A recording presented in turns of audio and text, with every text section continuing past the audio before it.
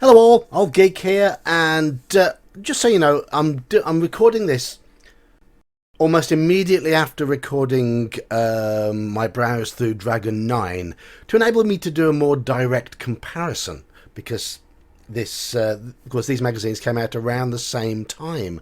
Dragon 9 would have been September 77, so this is October and November 77. Very much comparable. Dragon 9 was a bit, Dragon 7 and 8 have been good, 9 dipped. White Dwarf 1 was excellent, White Dwarf 2 was poor. This is White Dwarf issue 3. So let's see how the swings and roundabouts have gone this time.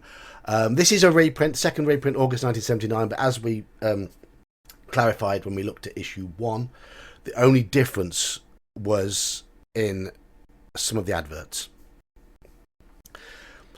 I can already say I recognise this art. This is Hunter from Fiend Folio. Probably the weakest artist in the Fiend Folio, but it's still much better than the cover art that we're seeing on Dragon. It's not a great image, but it's not shockingly bad. Though that guy's foot looks odd here. Almost looks... That looks like it's his right leg looking at his boot. And I think the balance is slightly odd on him. The balance is slightly odd, but better than Dragon's artwork. Right, of course, we're getting adverts, and these are going to be mostly British adverts. We've got one from Glasgow there, Ralpatha. Tallyho Games, London. Waddington's House of Games, remember that name. And a shop just called Games, Fantasy and War Games. Liverpool. So we're spreading around the country. The first issue was almost all London. Spreading around the country now. So this is where Ian Livingstone gives an introduction in the Tim Kask style. It was with some doubt that the decision to publish White Dwarf was taken. Was the UK science fiction and fantasy games market large enough to justify its own glossy publication? Would US gamers find of interest a British magazine dedicated to American games? The answer to both questions appears to be yes. Yeah, we've got nerds over this side of the Atlantic as well. That is fortunate in that it allows us to continue publication, help to provide a platform from which the British science fiction and fantasy gamers can voice their opinions, or simply be kept informed of all the news and developments in the field. Okay, Ian, I hope 3 is better than 2. 2 was down to 24 pages. I can already see this is down to 24 pages as well, actually. I hope you've got a bit more in it. 2 was poor.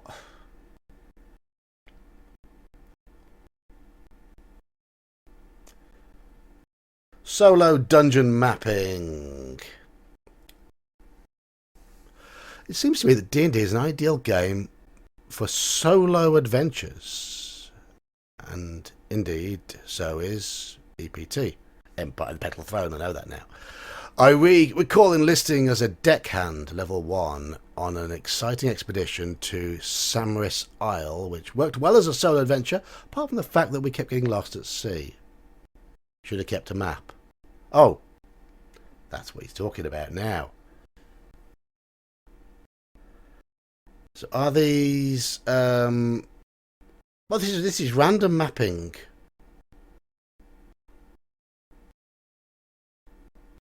Rolling on charts. So it's playing a solo game, mapping as you go along. And the charts tell you whether you're going up and down a level. Okay. I like the solo game books, as you probably already know, fighting fantasy and things like that. But I've never played D&D solo.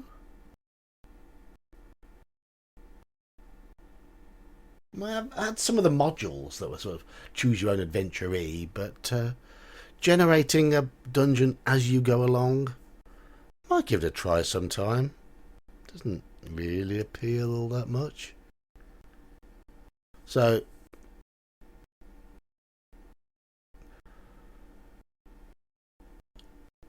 Are we overcomplicating things? The style of writing looks a bit functional, shall we say. No, I'm not going to read through it. It might be interesting. Competitive D&D by Fred Hemmings. Last issue, I explained my points allocation scoring system while introducing the members of the party to explore the dungeon Pandora's Maze. Right. Oh, so it's an introductory dungeon that is used for a competitive campaign.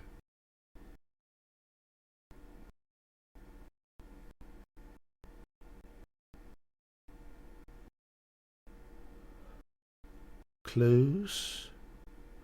I'm guessing it's a bit of a funhouse, sort of very much a puzzle dungeon. A lot of competitive dungeons were. That's where you got the likes of Ghost Tower of Inverness, that sort of approach, and the dungeons in the Slavers series, which were a mixed bag. A lot of these started out as competitive dungeons. Hidden Shrine of Tomo-chan. Yeah.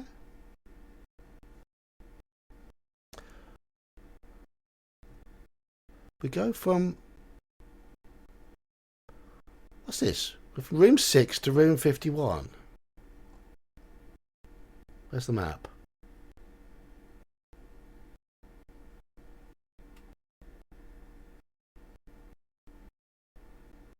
Okay.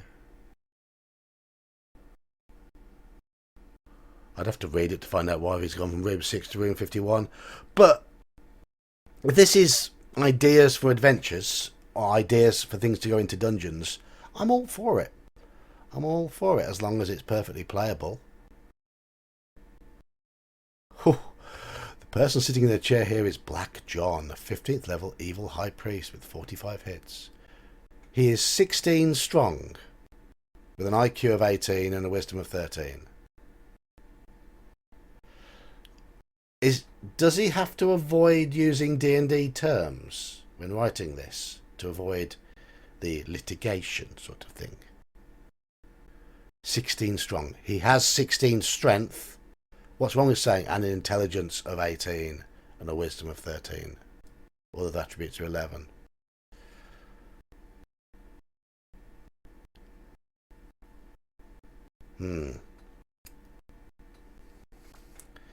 Odd. That's odd. That's odd. Okay. What do we got here? News. Games that will soon be arriving in the country are from TSR, a revised D&D set. We saw the advert for that in Dragon 9. That is the Holmes Basic.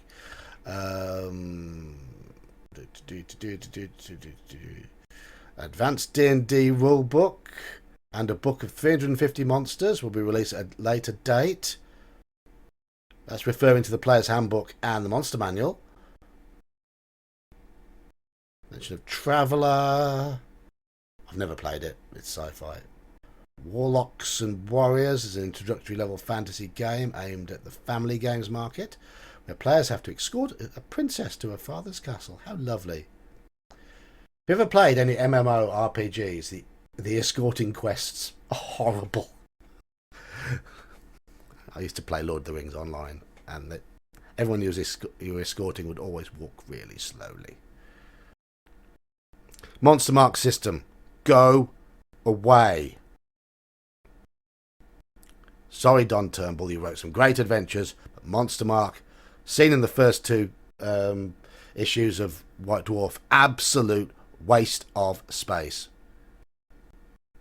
And yet again, multiple pages of it. Multiple pages. Decent piece of art. Okay, is this any better? Open box. It's reviewing things in the shops. Judges Guild stuff.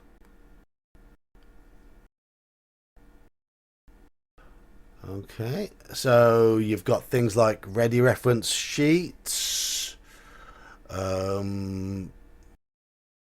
Judge's Shield, So they did all of these. I know TSR did this sort of thing, but did Judges Guild beat them to it? That's interesting. That's interesting. Never without my DM screen. TAC cards. What's a TAC card? Somebody tell me in the comments below. I've got no idea.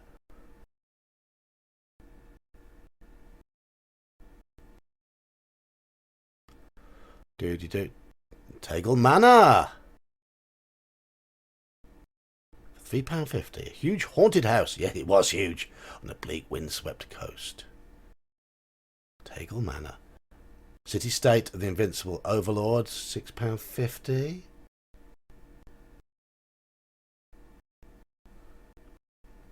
First Fantasy Campaign by Dave Arneson, co-author of D&D. Famous Blackmoor campaign consists of a large booklet and 2 campaign maps showing the lands around Blackmoor Castle. So Blackmoor was used for First Fantasy. Interesting. I never knew that.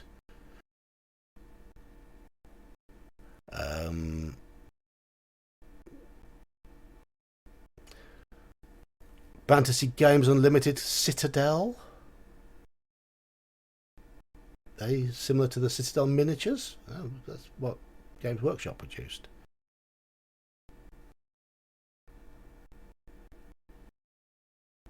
Okay. 7 out of 10. Original, good presentation, value for money, new combat system. Bad points, bias to the defender. Bad points, dice needed.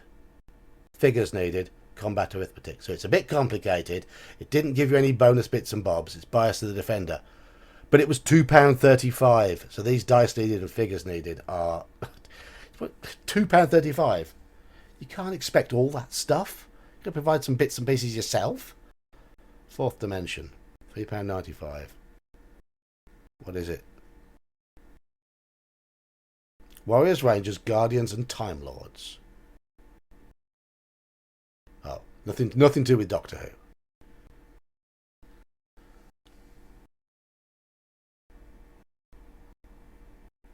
Okay. Again, 7 out of 10. Good points, skill, simplicity, good rules, and quick.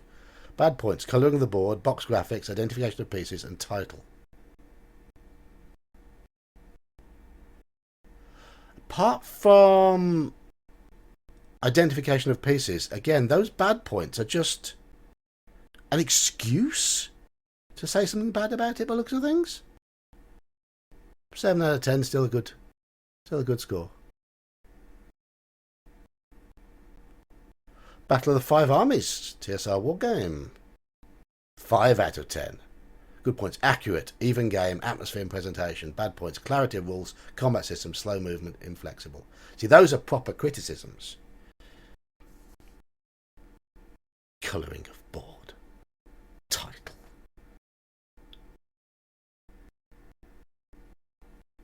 D&D campaigns. Continued from issue 1. Right. I cast my mind back to issue 1 and I can't remember. Referee must think of himself as a friendly computer with discretion. Referee interference in the game must be reduced as possible. If you've got a rule for everything approach, yeah. But if you play rules light, then a DM is constantly making little rulings on the fly when to apply the rules. So, unless you're coming at it from a wargamer perspective. Okay. Player-referee communication. What methods should the referee adopt to regulate the interchange between himself and the players? There are several decisions to make. Shall the players roll their own attack and saving throw dice? Yes. I know they talk about the DM doing all of that. I wouldn't want to play like that. I like, when I'm a DM and when I'm a player, pouncing of dice, as and when necessary, is part of the game. Shall each person be permitted to decide what his characters do? Isn't that the point of the game? Shall the players be permitted to extended time to think about what they intend to do? Depends what you class by extended time, and depends on what's happening in the moment. Sometimes you can give them a countdown, 10 and force 10, 9, 8, 7, 6, 5, 4, 3, 2, 1, and force them into a quick resolution. But most of the time, I let my players stop and prepare. And then if they're taking far too long, I'll butt in and say, "Okay, what are you doing?" Shall the referee permit players to change their minds about what they intend to do before they're told results? Of course, yes.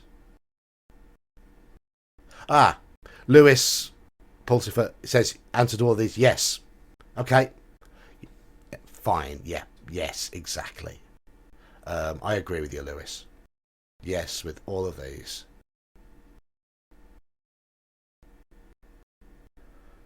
Looks like we're from the same school there.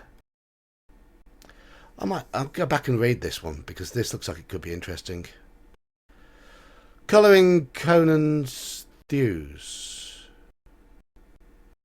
I've noticed in recent years, wargamers, especially fantasy wargamers, have been taking more care in painting their armies.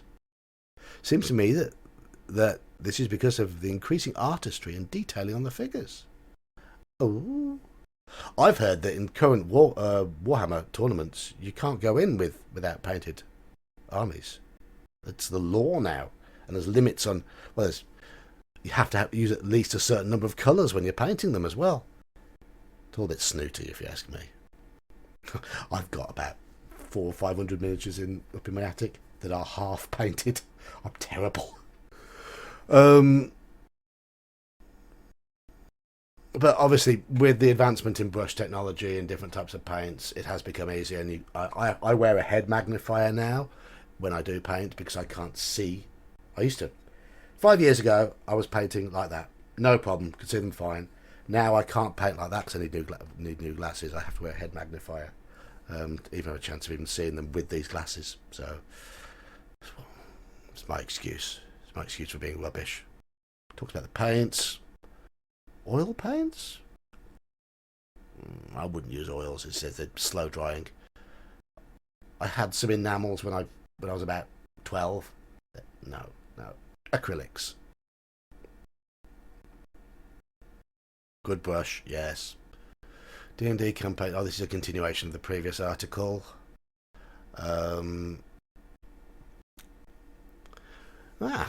Treasure chest. Okay, so this is where White Dwarf comes up with its new bits and bobs. This is the stuff that was good in issue 1.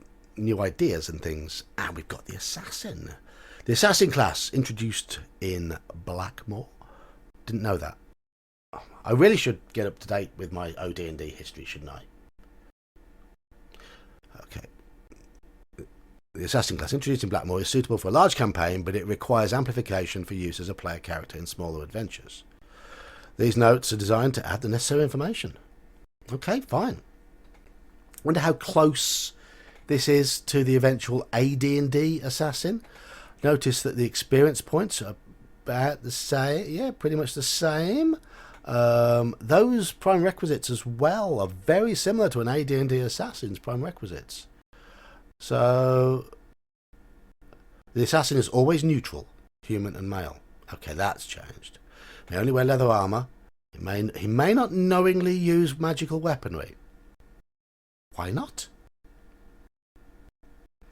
They've got some thief skills, backstabbing, disguise, hiring. Okay. Yeah. It's up to the player, though, isn't it, to take. I guess he's talking about NPCs here. Flat 2,000 GP per mission. Shouldn't it depend on the level and the difficulty of the mission? And it's up to the player whether they take it or not, to be honest.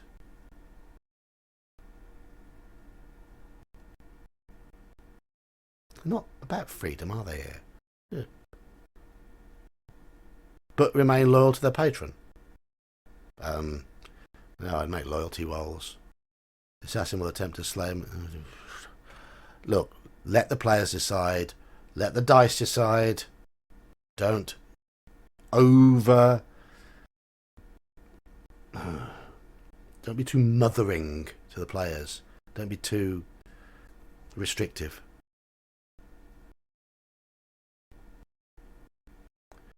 The Lawmaster of Avalon. Okay, what's this? In this article, I can do the description of my fantasy game system. Oh, it's part 3. I must have not read part 1s and 2s.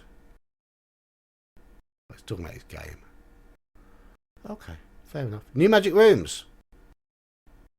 Cloning room. Any neutral who steps inside this room will be split into 2 characters, 1 lawful and 1 chaotic.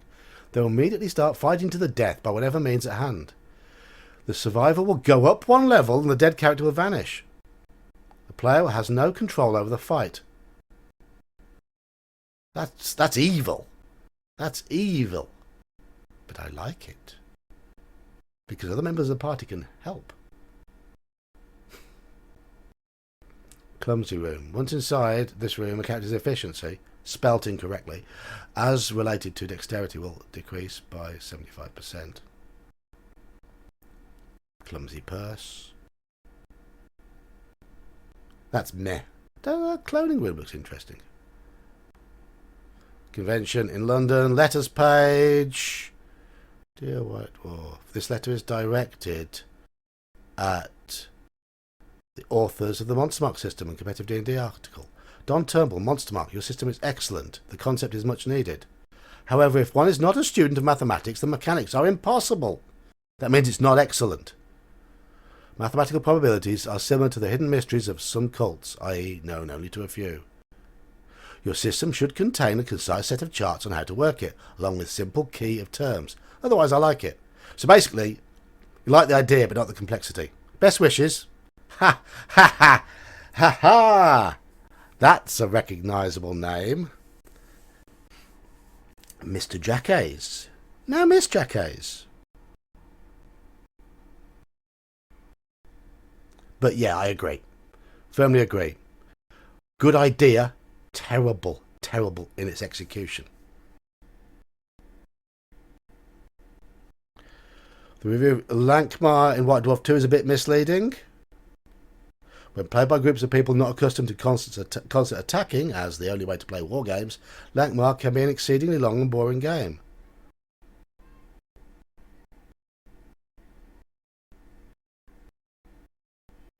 Okay, Lewis Pulsifer didn't like that review.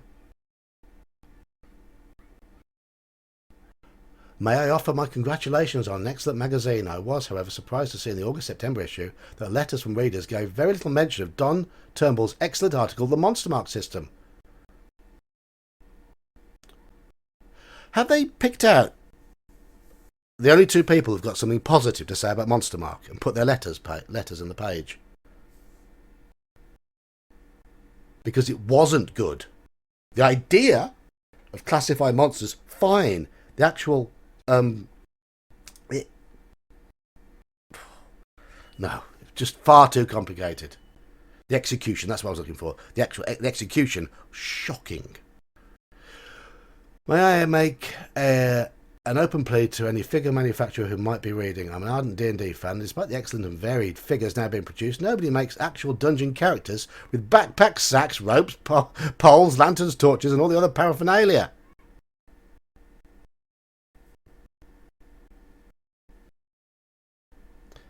Patrick Martin. It would now be of interest to you to learn that Asgard Miniatures now produce an accessory pack. Okay, but what about if there's not room on the miniature to glue them on? He means with them. Anyway.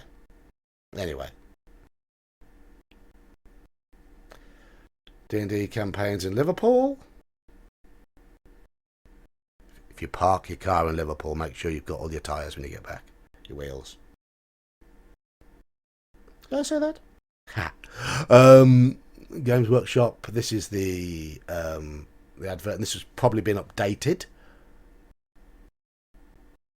Actually, no, there's no modules on there, so this might be the same as the original 1977 advert.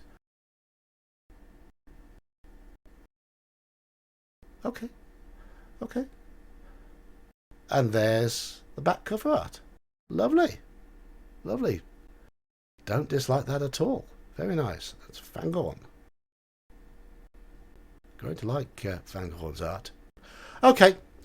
Views on White Dwarf 3, still at 24 pages, which is disappointing. I've heard that is the last we'll see of Monstermark.